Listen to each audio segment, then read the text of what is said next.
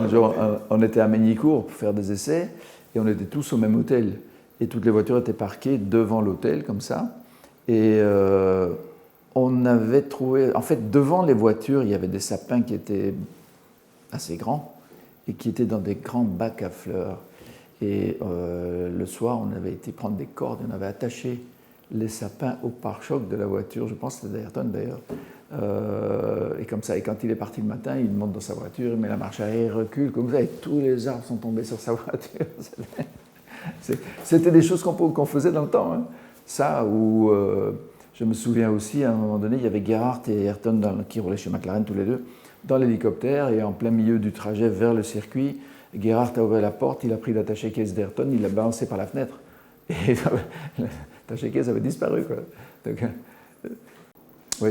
Il croyait en Dieu, très fortement d'ailleurs, très très fortement, il en parlait très souvent. Même quand il gagnait un Grand Prix, il disait c'est grâce à Dieu, Dieu m'a aidé, etc. Donc il avait une croyance très très forte. Et c'est ce qui l'a certainement aidé à le motiver et à être aussi fort dans tout ce qu'il a fait. Hein. Il était vraiment aidé par ça.